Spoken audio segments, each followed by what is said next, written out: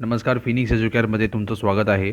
10वी महाराष्ट्र बोर्ड इतिहासाचा चौथा धडा, भारतीय कलांचा इतिहास. या धड्यामध्ये आपण भारतीय कलांबद्दल शिकणार आहोत आणि कलापासून इतिहास कसा आपण शिकू शकतो याच्याबद्दल या व्हिडिओमध्ये बघणार आहोत. सर्वप्रथम मी सांगू इच्छितो की माझं शिक्षण हे इंग्लिश मीडियममध्ये झालेलं आहे, त्यामुळे काही शब्दांचा उच्चार माझ्याकडून चुकीचा देखील होऊ शकतो, तर तुम्ही समजून घ्या. मला खूप सारे कमेंट्स येत होते की या धड्यावरती व्हिडिओ बनवा, म्हणून मी व्हिडिओ बनवण्याचा प्रयत्न करतो आहे. ठीक आहे, तर आपण सुरू करूया. तर कला म्हणजे काय? कला म्हणजे काय असतं की तुम्हाला माहिती आहे की तुमच्यामध्ये पण भरपूरशा कला असतील. कोणी चांगलं गातं, कोणी चांगलं नाचतं, कोणी चांगलं चित्र काढतं.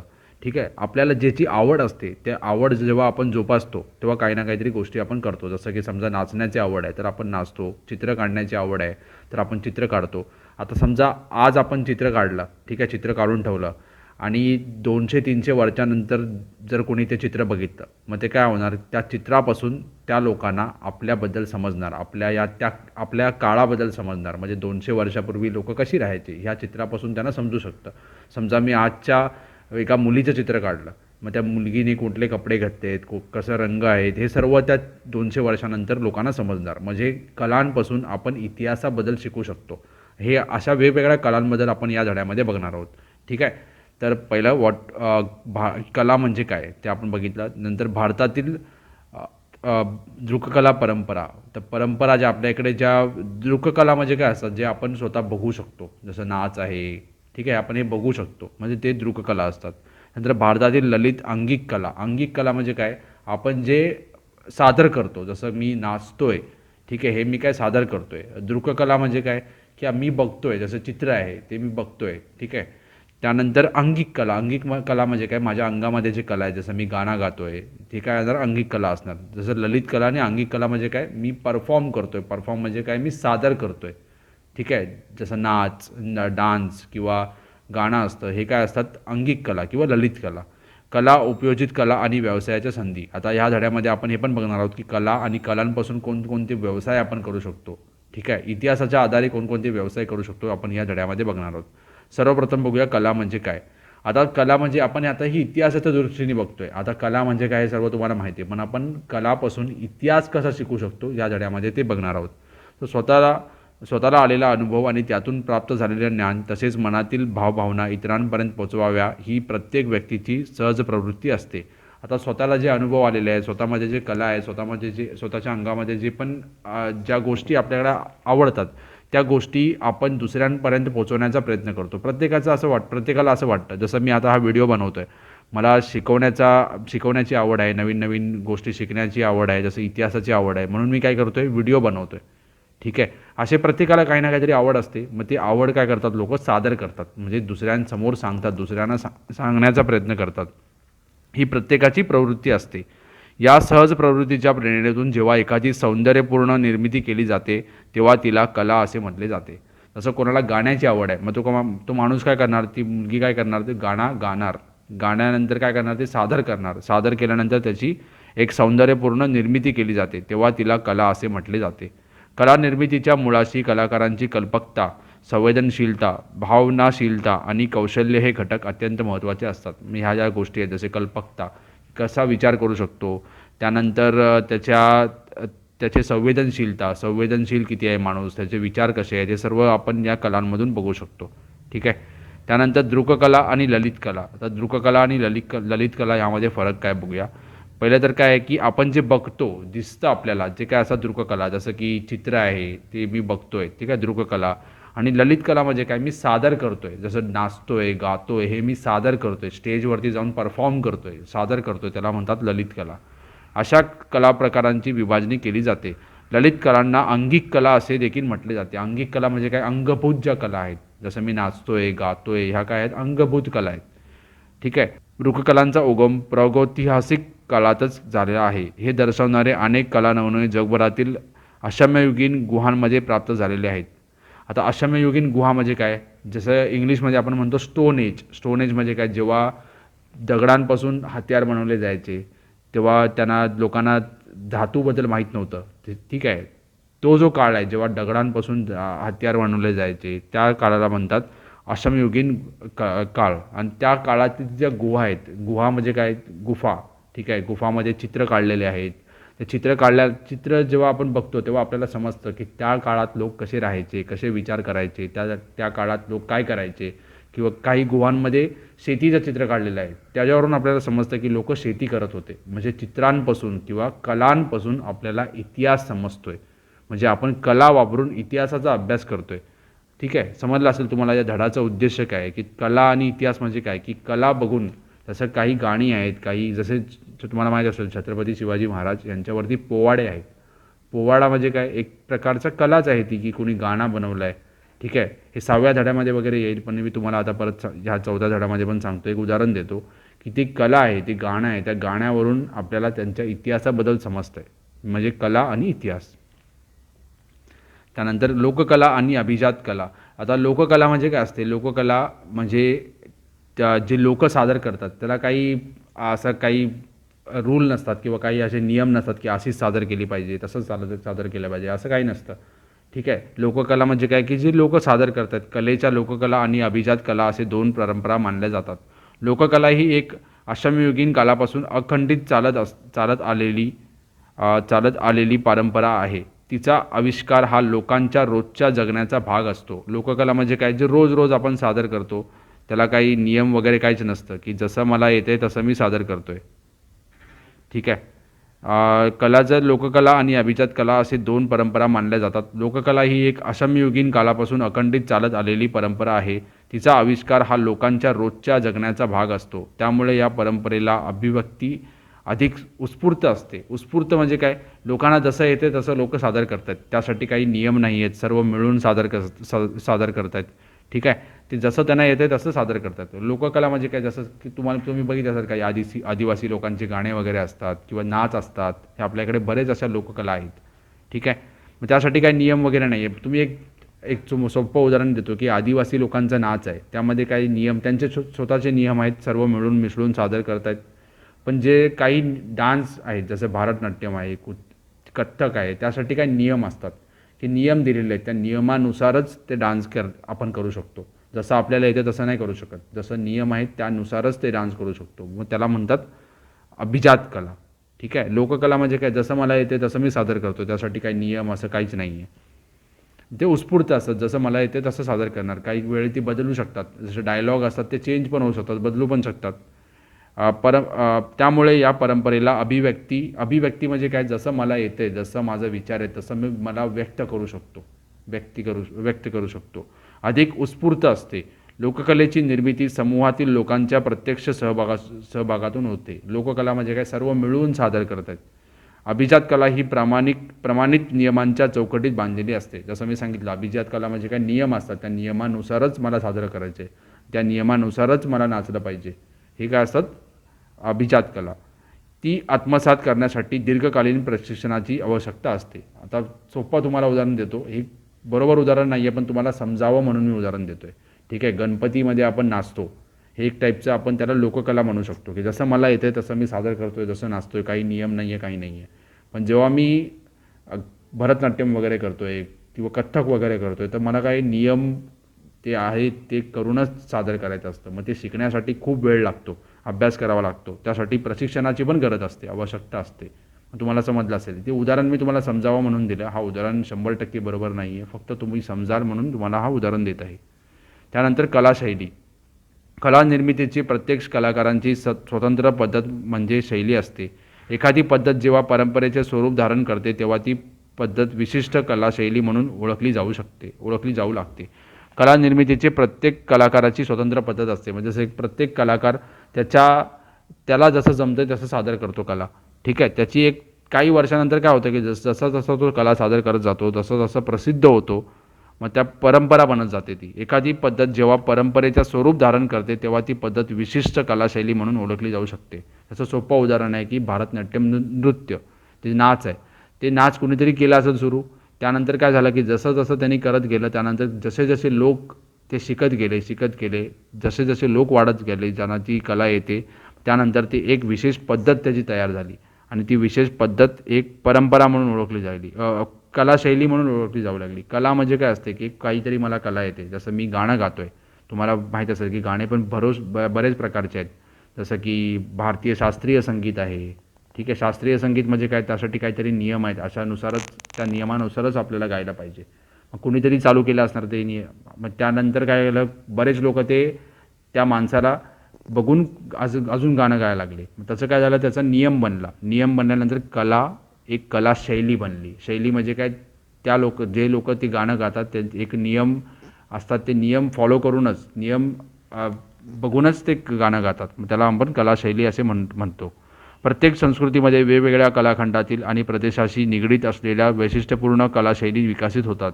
त्या शैलीच्या आधारे त्या संस्कृतीमध्ये कलेचा इतिहास अभ्यास करता येतो. म्हणजे काय होतं, प्रत्येक जो काळ असतो त्या काळामध्ये वेगवेगळ्या कलाशैली असतात. कालखंडात वेगवेगळ्या कलाशैली असतात, वेगवेगळ्या प्रदेशात असतात. जसं की महाराष्ट्रामध्ये लावणी आहे, ठीक आहे. गुजरातमध्ये तुम्ही गेला तर दुसरं काहीतरी नाच असेल, कर्नाटकामध्ये गेले तर दुसरं काहीतरी नाच असेल. मग त्या प्रत्येक भागामध्ये प्रदेशामध्ये वेगवेगळ्या विशिष्ट कला असतात. त्या शैलीच्या आधारे त्या संस्कृतीमध्ये कलेचा इतिहास अभ्यास करता येतो. म्हणजे आपण बघू शकतो की कशी ही नृत्य परंपरा सुरू झाली, कसा त्याचा उगम झाला, कशी ती वाढत गेली, हे सगळं आपण अभ्यास करू शकतो. ठीक आहे. आता मराठी चित्रशैली. चित्र बघा, चित्र बरेच प्रकारचे आहेत. पण जर तुम्हाला बघायचं असेल की फरक करायचा असेल की मराठी चित्रशैली म्हणजे काय, शैली म्हणजे काय, ते नियम वगैरे तुम्ही प्रत्येक ठिकाणी जर बघितलं तर तसेच चित्र तुम्हाला दिसणार, म्हणजे ती एक शैली झाली. ठीक आहे. तसं मुघल चित्रशैली असेल तर तुम्ही जिकडे पण मुघलचे चित्र बघाल तर तुम्हाला काही ना काहीतरी त्यामध्ये साम्य दिसेल, म्हणजे ती एक शैली झाली. चित्र म्हणजे काय, चित्र पेंटिंग. पण एकच प्रकारची पेंटिंग जर तुम्ही बोलता तर त्याला बोलतात चित्रशैली. तर मराठी चित्रशैली कलाशैलीचे उदाहरण म्हणून मराठी चित्रशैलीचा विचार करता येईल. साधारणपणे इसवी सनाच्या 17व्या शतकाच्या उत्तरार्धात मराठा चित्रशैली विकासात मराठा चित्रशैली. मराठा काही जात म्हणून असं दिलेलं नाही आहे. मराठा म्हणजे काय, मराठा साम्राज्य होता भारतामध्ये. म्हणजे छत्रपती शिवाजी महाराजांनी जो सुरू केला होता, स्वराज्य जो स्थापन केला होता, त्याचा खूप मोठा साम्राज्य झाला. म्हणजे भारतामध्ये त्यांची सत्ता होती, एक प्रकारे त्यांची सत्ता आपण बोलू शकतो.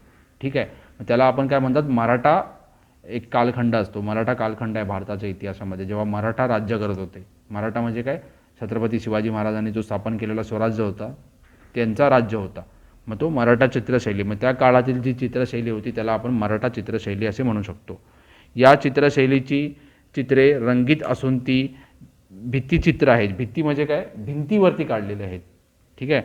आणि हस्तलिखित म्हणजे काय, हाताने जे लिहिलेले, हाताने म्हणजे जे बघा, आता आपल्याकडे जे पुस्तकं आहेत ते टाईप केलेले असतात किंवा प्रिंट केलेले असतात. पण पहिले काय करायचे, हाताने लिहायचे, त्याला हस्तलिखित म्हणतात. हस्तलिखितांमध्ये पण काही लघुचित्र आहेत, म्हणजे छोटे छोटे चित्र आहेत, त्या स्वरूपात आहेत. वाई, मेनवली, सातारा यासारख्या ठिकाणी जुन्या वाड्यांमध्ये मराठा चित्रशैलीतील काही भित्तिचित्रे पाहण्यास मिळतात. आता तुम्ही इथे बघू शकता, या भिंतीवरती चित्र आहेत, मग त्याला आपण काय म्हणतो, भित्तिचित्रे म्हणतो, पाहाव्यास मिळतात. मराठा चित्रशैलीवर राजपूत चित्रशैली. आता मराठा चित्रशैली ही कुठून तरी ते शिकले असतील. मग ते कोणाकडून शिकले, राजपुतांकडून शिकले किंवा युरोपियन चित्रशैलीकडून शिकले. मग त्याचा साम्य आहे की मराठांचं जे चित्रशैली आहे त्यामध्ये काही गोष्टी राजपुतांकडून घेतलेल्या आहेत, काही गोष्टी युरोपियनकडून घेतलेली आहेत. ठीक आहे. याचा प्रभाव आपल्याला दिसतो. एखादी विशिष्ट चित्रशैली त्या काळातील विकसित झालेली असेल, त्या काळात राहणीमान. आता तुम्ही समजा हा चित्र बघताय, त्या चित्रामध्ये तुम्हाला इथे लोक दिसत आहेत, मग त्या लोकांचे कपडे तुम्हाला कसे आहेत त्या काळात ते समजणार. त्यानंतर त्यांचा राहणीमान कसा आहे, रीतिरिवाज कसा आहे, इत्यादी गोष्टी आपण त्याचा अभ्यास करू शकतो. म्हणजे काय केलं आपण, हे चित्र बघून आपण त्या काळातील इतिहासाचा अभ्यास केला. म्हणजे कला वापरून आपण इतिहासाचा अभ्यास करतोय. ठीक आहे. भारतीय दृककला परंपरा. आता तुम्ही हे बघू शकता, बोधिसत्वाचा जो भिंतीवरती काढलेला एक पेंटिंगसारखं आहे, चित्र आहे. ठीक आहे. दृककलामध्ये चित्रकला आणि शिल्पकला याचा समावेश होतो. तर चित्र म्हणजे काय की आपण एका भिंतीवरती किंवा कागदावरती वगैरे चित्र काढतोय, आणि शिल्प म्हणजे काय, एक आपण मूर्ती बनवतोय. दोघांमध्ये फरक आहे. चित्रकला द्विमितीय असते. हे तुम्ही गणितमध्ये तुम्ही हे शिकत असाल, द्विमितीय, किंवा आपण त्याला इंग्लिशमध्ये म्हणतो 2 डायमेन्शनल. द्विमितीय असते.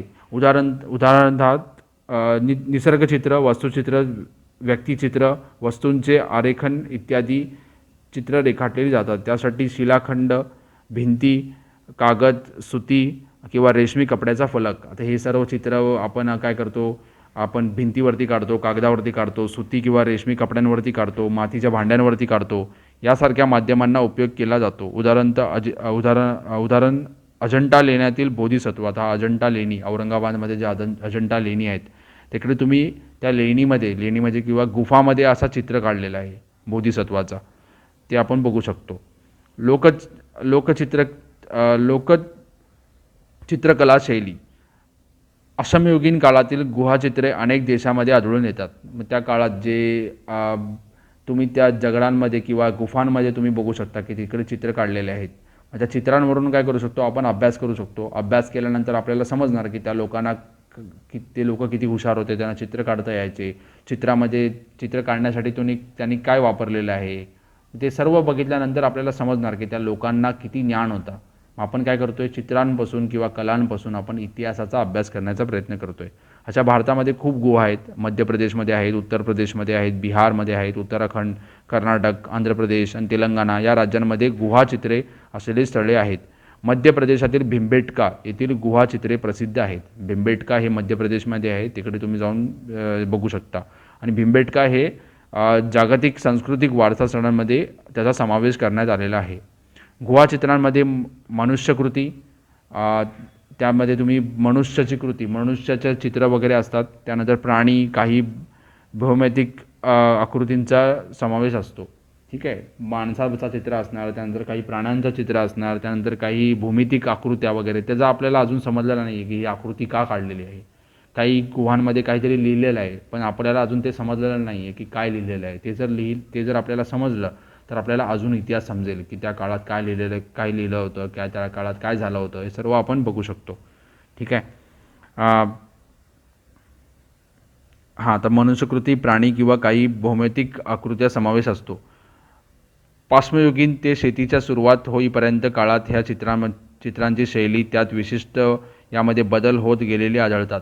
आता पाश्मयुगीन म्हणजे काय, जेव्हा आपण दगड वगैरे वापरायचो, दगडाचे हत्यार वगैरे बनवायचो, त्यानंतर माणसाला काय झालं, माणसाला समजलं की आपल्याला जर पहिले काय करायचे, लोक शिकार करायचे, शिकार करून खायचे किंवा प्राणी आहेत ते प्राण्यांना मारून वगैरे खायचे. त्यानंतर लोकांना समजलं की आपण शेती करू शकतो.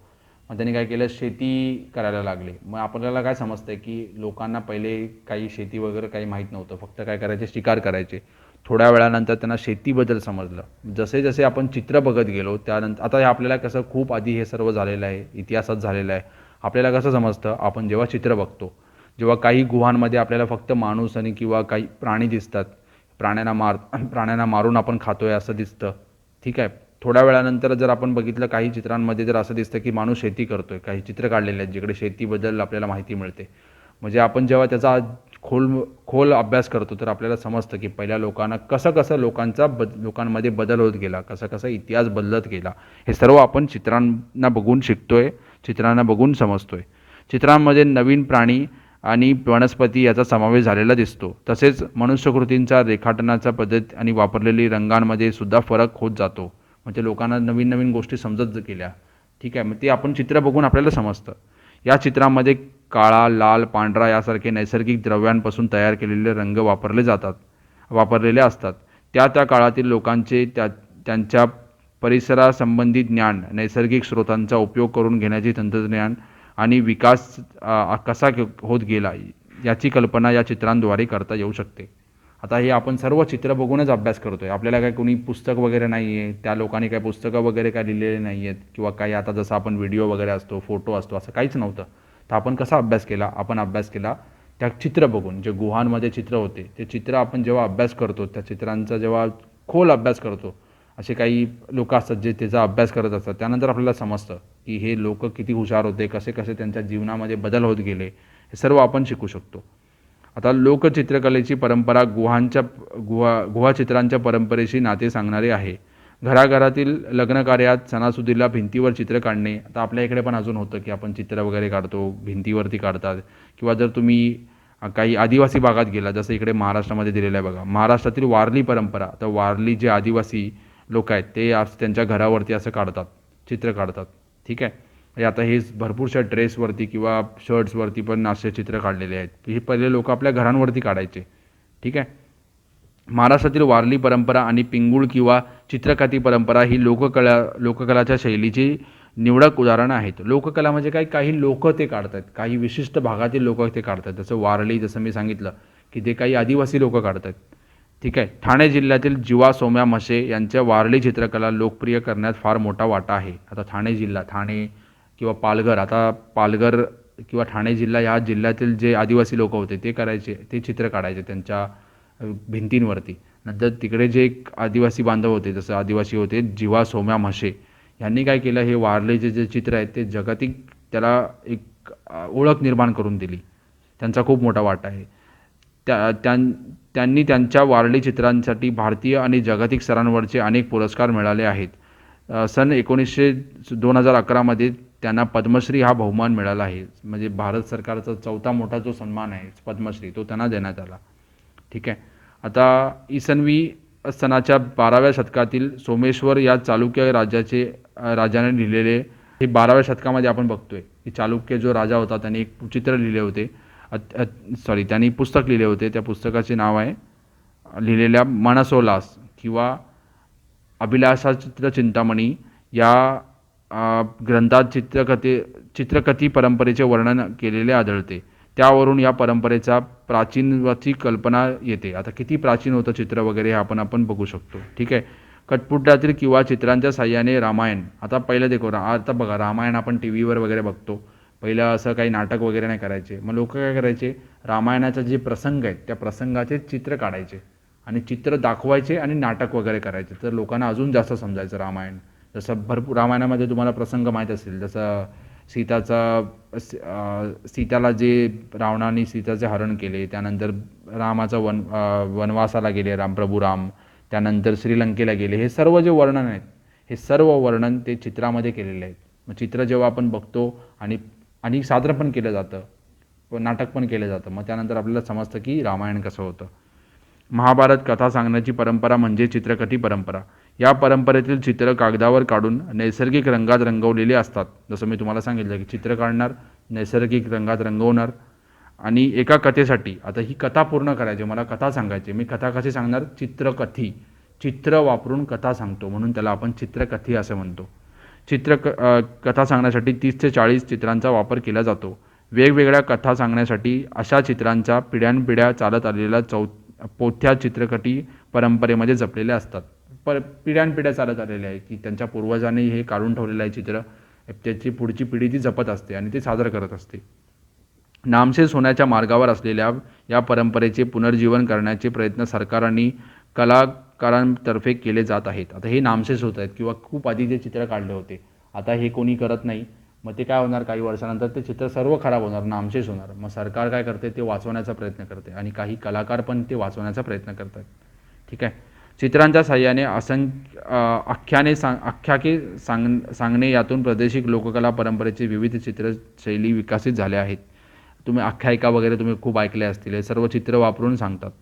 अभिजात चित्रकला, आता हे आपण काय बघितलं, हे सर्व लोककला वगैरे बघितलं. आता आपण अभिजात बघणार. अभिजात म्हणजे काय, ते शिकून वगैरे आपण ते चित्र काढतो ते बघणार.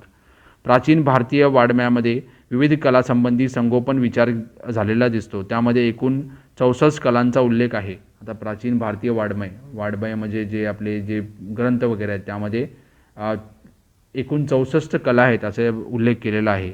त्यामध्ये चित्रकलेचा उल्लेख आलख्यम किंवा अलख्य विद्या. आता चित्रकला म्हणजे काय, अलख्यम किंवा अलख्य विद्या असं त्याला म्हटलेलं आहे भारतीय प्राचीन वाड्मयामध्ये. आता या नावाने केलेलं आहे. आलेख्य विद्येची षडंगे म्हणजे काय, 6 अंग आहेत त्याचे.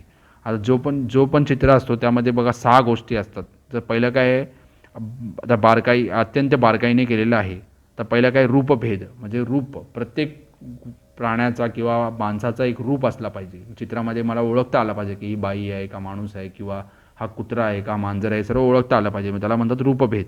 ठीक आहे. त्यानंतर प्रमाण म्हणजे काय, मोजमाप करतो आपण की कसा प्रमाण असला पाहिजे, किती मोठा असला पाहिजे, किती लहान असला पाहिजे.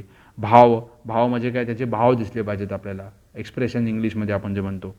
त्यानंतर लावण्य योजना म्हणजे सौंदर्य स्पर्श, लावण्य म्हणजे सौंदर्य स्पर्श. त्यानंतर वास्तवाचे जवळ जाणारे चित्रण, सदृश्यता म्हणजे काय, ते आपल्याला असं वाटलं पाहिजे की हे जिवंतच आहे, सदृश्यच आहे. ठीक आहे, वास्तवाच्या जवळ जाणारे चित्रण आपलं केलं पाहिजे. आणि वर्णिकाभंग, वर्णिकाभंग म्हणजे काय, की कलर कॉम्पोजिशन इंग्लिशमध्ये आपण म्हणतो, की रंगाचे आयोजन, रंग कसं वापरतोय आपण, कलर कॉम्पोजिशन कसं आहे चित्र काढताना, हे सर्व आपण बघतो. म्हणजे 6 रंगे, 6 गोष्टी आपण करतो. हे खूप महत्त्वाचे आहेत, हे 6 गोष्टी तुम्ही पाठ करा, हे परीक्षामध्ये येतात. ठीक आहे. विविध धार्मिक पंथाचे आगम ग्रंथ, पुराणे आणि वास्तुशास्त्रांतील ग्रंथ यामधून चित्रकला, शिल्पकला यासंबंधी विचार मंदिर बांधण्याची संदर्भ केलेला दिसतो. तर हे आपण सर्व बघू शकतो की जे पुराण आहेत किंवा वास्तुशास्त्र, हे जे सर्व किंवा जे आपल्या विविध धर्मांचे जे ग्रंथ आहेत त्यामध्ये देखील चित्र वगैरे वापरलेले आहेत. हस्तलिखितांमधील लघुचित्रे, आता तुम्हाला मी मागे सांगितलं हस्तलिखित म्हणजे काय, जे हाताने आपण लिहितो. पहिले काय प्रिंटिंग प्रेस वगैरे काही नव्हतं, प्रिंटर वगैरे नव्हतं किंवा टायपरायटर वगैरे नव्हतं. आता पहिले काय करायचे, लोक हाताने लिहायचे. मग ते जे पुस्तक आहे किंवा एका पानावरती लिहायचे, त्याला आपण काय म्हणतो, हस्तलिखित. त्या हस्तलिखितांवरती देखील काही चित्र वापरलेली आहेत. हस्तलिखितांमध्ये लघुचित्रांवरील सुरुवातीला पर्शियन शैलीचा प्रभाव होतो. हे पर्शियन लोक वगैरे सर्व बाहेरून आलेले भारतामध्ये. ठीक आहे. दक्षिणेकडील मुस्लिम राजवटींच्या आश्रयाखाली दख्खन लघुचित्राची विकसित झाला. आता दख्खन म्हणजे काय, जो आपला दक्षिण भारत आहे त्याला दख्खन असं म्हटलं जातं. दख्खनचा पठार जो तो भाग आहे. ठीक आहे. त्यामध्ये जे राजा होते, जसे मुस्लिम राजवटीमध्ये जसं बिजापूर, आदिलशाह वगैरे हे सगळे होते, निजाम वगैरे होते. मग त्या लोकांच्या दरबारामध्ये जे जे कलाकार काम करायचे, त्यांचा आश्रय होता. आश्रय म्हणजे काय, ते लोक त्यांना पैसे द्यायचे किंवा जे गोष्टी लागतील चित्र काढण्यासाठी किंवा कला जोपासण्यासाठी ते सर्व पुरवायचे. मग त्यांच्या आश्रयाखाली दख्खनची लघुचित्रशैली विकसित झाली. मुघल सम्राट अकबरच्या कारकिर्दीत पर्शियन आणि भारतीय चित्रांच्या शैलीतून मुघल चित्रशैली उदयास आली. युरोपियन चित्रशैली, ब्रिटिश राजवटील पाश्चात्य चित्रशैलीचा प्रभाव भारतीय चित्रशैलीवर पडलेला दिसतो.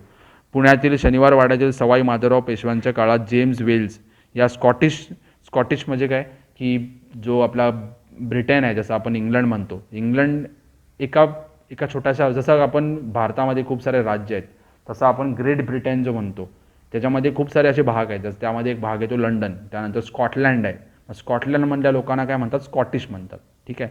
स्कॉटलँडमधला जो आलेला माणूस होता त्याचं नाव होतं जेम्स वेल्स. तो पुण्यातील शनिवारवाडा तुम्हाला माहीत असेल पुण्यामध्ये अजून देखील आहे, त्यामध्ये सवाई माधवराव पेशवे होते. त्यांच्या वेळी तो तिकडे तो होता आणि त्यांनी ते चित्र काढले होते.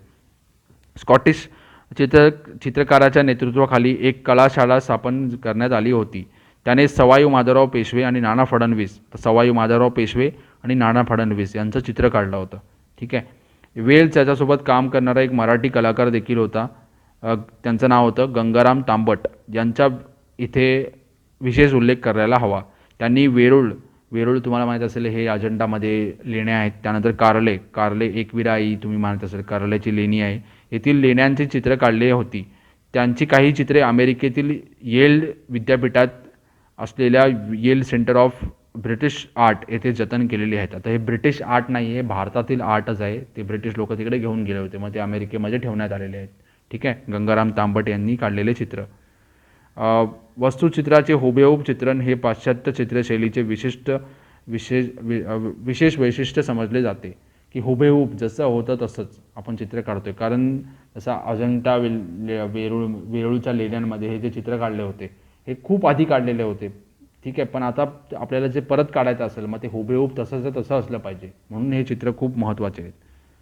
ठीक आहे. मुंबईत सन 1857मध्ये स्थापन झालेले जे जे स्कूल ऑफ आर्ट हे अजून देखील आहे, जे जे स्कूल ऑफ आर्ट. ठीक आहे. जे जे school of art and industry या पाश्चात्य कलाशैलीचे शिक्षण देणाऱ्या कलाशाळेतून अनेक गुणवंत चित्रकार नावास्वरूपात आले आहेत. त्यातील पेस्तनजी बोमांजी यांनी अजंठा लेण्यांमधील चित्रांची प्रतिकृती बनवण्याचं काम केलं. पेस्तनजी बोमांजी जे जे स्कूल ऑफ आर्ट्समध्ये होते, त्यांनी अजंठा लेण्यांमध्ये जे चित्र आहेत ते चित्र त्यांनी काढले होते. गंगाराम तांबट यांनी कसे वेरूळचे चित्र काढले होते किंवा कारल्यातील चित्र काढले होते, तसे पेस्तनजी बोमांजी यांनी अजंठा लेण्यांमध्ये जे चित्र आहेत ते काढले होते. ठीक आहे. आता इथे मी पहिला भाग संपवतो या धड्याचा. तुम्हाला जर हा धडा आवडला असेल किंवा मी जो व्हिडिओ बनवला आहे तो आवडला असेल, तो व्हिडिओ शेअर करा आणि व्हिडिओला लाईक करा आणि जर तुम्हाला वाटत असेल की मी दुसरा भाग पण अपलोड करावा तर मला कमेंटमध्ये तसं सांगा, तरच मी दुसरा भाग अपलोड करेन. मला आशा आहे की तुम्हाला पहिला भाग समजला असेल. जसं मी सांगितलं की तुम्हाला जर दुसरा भाग हवा असेल तर तुम्ही मला कमेंट करून सांगा, मी दुसरा भाग देखील बनवेन. व्हिडिओ बघितल्याबद्दल धन्यवाद.